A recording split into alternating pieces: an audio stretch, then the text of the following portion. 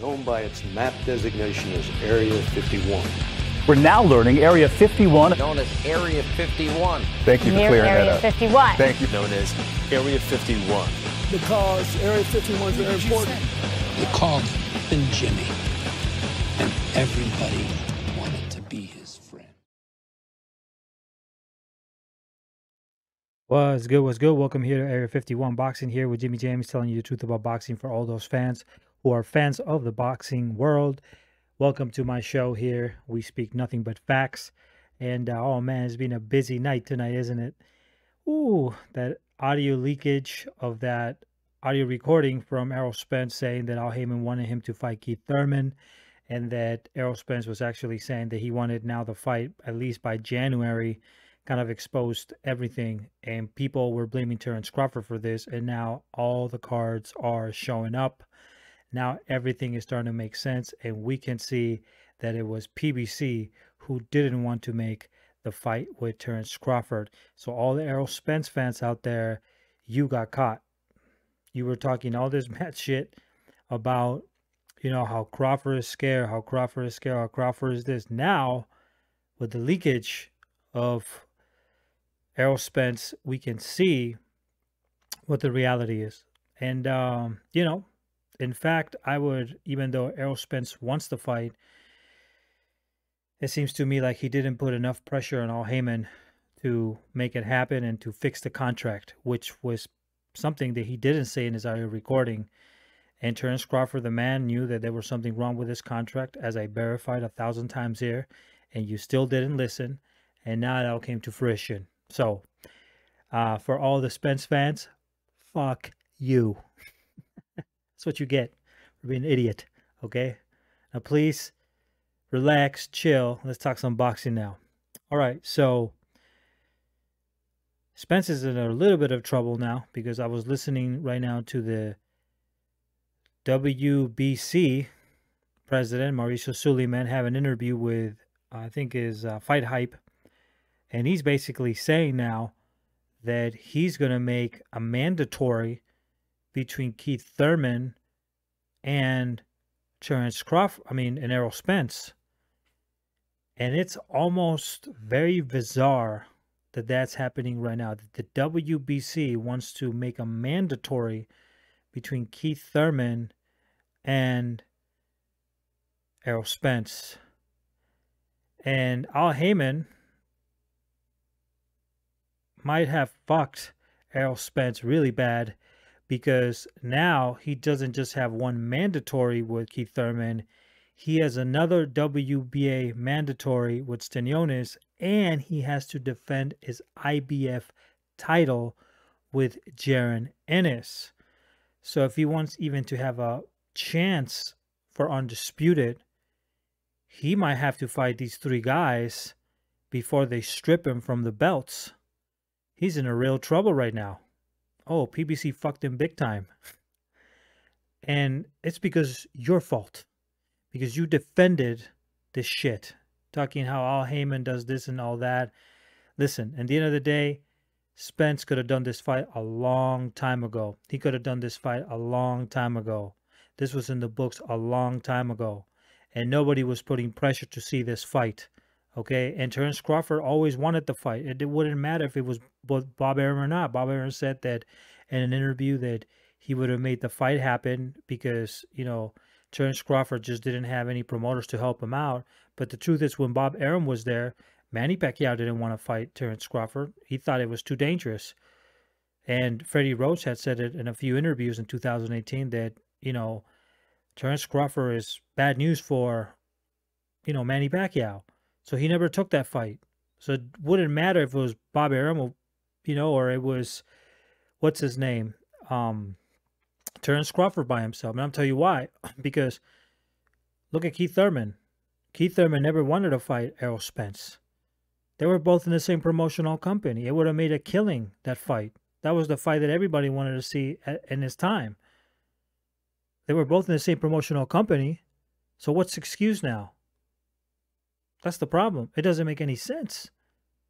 It doesn't make any sense. And they could have made it. But one of them didn't want the fight. and that's why the fight wasn't made. So we go back to square one with this, and it's going to be a very difficult challenge for Errol Spence now, because if he wants to stay at welterweight, he's going to have to defend his belts now. And frankly, I don't see him beating Jaron Ennis. If he has to, and the IBF is pretty strict about defending belts, if he takes that mandatory with Errol Spence, he's in big trouble. Errol Spence will lose to Jaron Ennis, in my opinion. And that will be the end of that.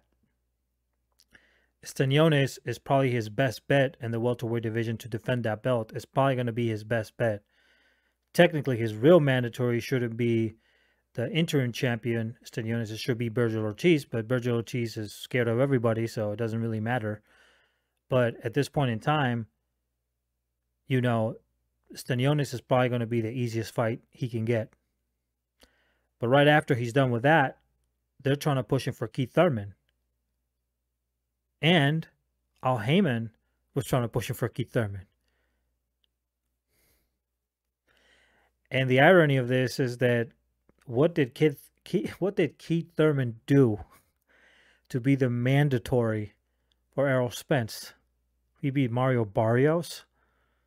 Mario Barrios was 140. He's a light dude who wasn't even a real champion in his division. And he fought Keith Thurman, and that made Keith Thurman the mandatory for Errol Spence. That doesn't make any sense whatsoever. That makes no sense. And the fact that Mauricio Suleiman is trying to put now Keith Thurman, you know, that's interesting. Now, I'll say it this way, but yeah, I think Keith Thurman will be a better fight than Stanionis, for sure. But actually, that's a fight that Errol Spence could lose. That's not a easy fight. But why? Why go there? Why? Whoa. Doesn't make any sense, man. And I think that maybe Errol Spence will have to leave the division. That's his only alternative at this point. You got to remember, as I said in my different program, that the whole key was to move up and fight Canelo Alvarez, because Canelo Alvarez is technically in par with making money against Terence Crawford, and it could even make more money. I don't know. Canelo Alvarez is a big draw. I think it's stupid if Canelo Alvarez took that fight. Canelo Alvarez said no, but I'm not sure he said no because he didn't want to take Jermall Charlo, or, you know, he just didn't want to take a smaller fighter like Errol Spence coming up for $55 million, which really doesn't make any sense. He's done that with Amir Khan. Why wouldn't he do that, you know, with Errol Spence? And Errol Spence said that he will be willing to fight him at a 164 catch weight, which was actually in the contract the PBC sent Canelo Alvarez. And obviously, if he sent that contract, that means that Errol Spence agreed to actually go up. So right now in the welterweight division, he is in a really tough position right now. He's in a really, really tough position right now, Errol Spence. And this is what happens. I mean, they should have put Ugas, instead of Ugas, they should have put Terence Crawford as, you know, a backup fight just in case he couldn't fight Manny Pacquiao, or Manny Pacquiao couldn't fight him. That would have been a much better alternative. But it's going to be really rough for Errol Spence at this point. And he's really fucked. He is really fucked. And to be honest with you, I mean, the audio recording clearly said they were looking for Keith Thurman, which I had mentioned that before. But now Mauricio Suleiman is confirming that. So he might have to fight Keith Thurman now in his next fight. But Errol Spence said that he doesn't want to fight Keith Thurman. That fight already passed away. So if he takes the Keith Thurman fight, now he's lying to his fans, because he said he didn't want to take it. And nobody wants to see Keith Thurman over Terence Crawford, right? Not Keith Thurman. Keith Thurman, that he's a ghost. I mean, this guy's a shell of himself. We don't even know how he fights anymore. Mario Barrios was, like I said, a small, you know, light coming to welter. It was the first time coming to welter too. It doesn't make any sense. It doesn't make any sense. And this is the problem with boxing today. At the end of the day, you fans have fucked the sport. Why? Because you don't criticize this sort of behavior. You keep talking about the A side, B side, and all this garbage, okay, that doesn't even pertain to you. Like you are part of the negotiations. You're not part of shit, dumbass. You ain't part of nothing. All you are is just a fan, and you're gonna buy the pay-per-view or you're not gonna buy the pay-per-view. That's just what it is. But keep saying this garbage about A side, B side, because at the end of the day, the promotional companies, they buy the demand. That's what they do. It's like Walmart. At one point, a lot of customers didn't want to eat the food in Walmart. They were boycotting Walmart products. So what did Walmart do? Okay, there's a organic movement coming up.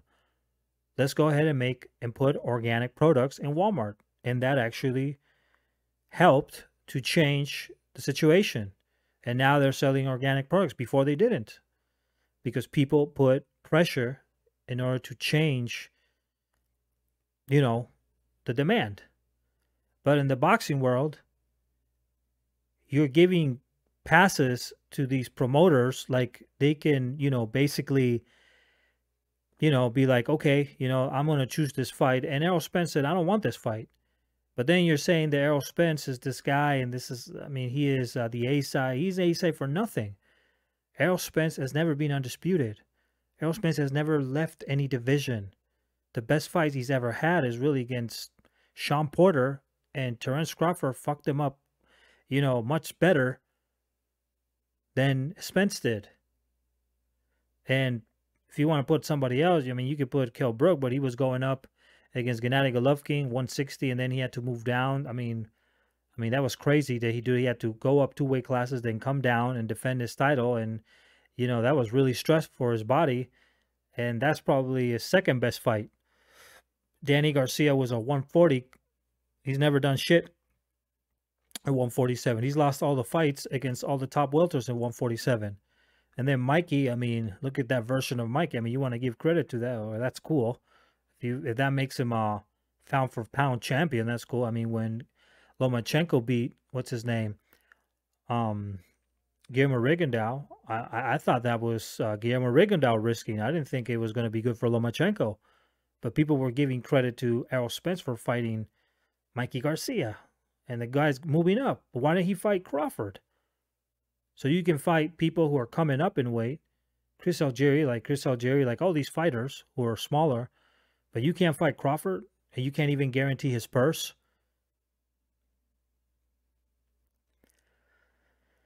So, I don't know if we're going to see Undisputed. It's very unlikely at this point that we might see Undisputed. Errol Spence needs to really come out the closet and needs to really, really speak what's going on. He needs to clarify everything, and he needs to tell his fans right away that he is going to fight Terence Crawford. Because right now, he's too quiet. He's making things worse. And all his stupid fans are cheering for him, and he's basically hiding under a closet. But little by little, this information is leaking out. It's just leaking out, and it's not looking good for Errol Spence. Like Steven Nelson said when I had him here, you need to talk to Al Heyman to fix the contract and make him a better contract for Terence Crawford. He can do that.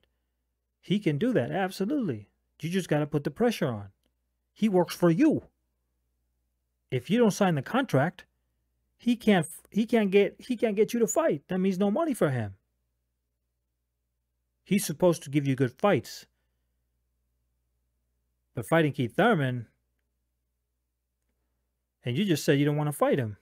So fight Terence Crawford in your next fight. But if you don't fight him, you're going to lose against Jaron Ennis because he's forcing his mandatory. He wants you, and you're his mandatory. You're fucked. But at the end of the day, it is what it is. I got to say that, I commend Terence Crawford. He kept the same position.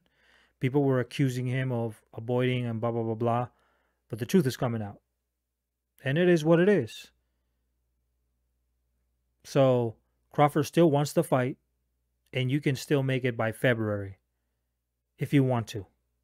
And you don't have to take any of these mandatories yet. They'll give you some time to take them.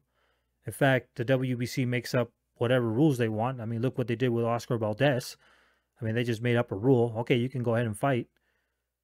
They made a rule also to give Canelo Alvarez the franchise belt. I mean, you can go ahead and duck. They gave that same rule also to Vasily Lomachenko, who ducked Devin Haney. I mean, you can do whatever they want. So you can talk to the WBC and make up a rule for now in 90 days and just go ahead and fight Crawford. And Crawford would cancel his fight if you guarantee that 35%. I mean, at the end of the day, it is what it is, but the truth is coming out. And I just see this not playing out too well for Errol Spence. And now all the pressure is in PBC, no longer in Crawford's side. It doesn't matter if he fights David Avenesian. The truth came out that they were trying to fight Keith Thurman, and the rest is history. And you can't say that Keith Thurman, you can't say that Terence Crawford avoided anybody, because they try to make the mandatory for Keith Thurman is Virgil Ortiz, and Virgil Ortiz doesn't want the fight. It's not Jaron Ennis, okay? The mandatory for Jaron Ennis is Errol Spence Jr. So you can't say anything. Those are facts. And Crawford doesn't need to fight Jaron Ennis. In fact, he's getting $10 million just to fight David Avenesian, who's ranked number 6. So that's a good deal. And I think BLK also signed Terence Crawford too, which is good for him as well.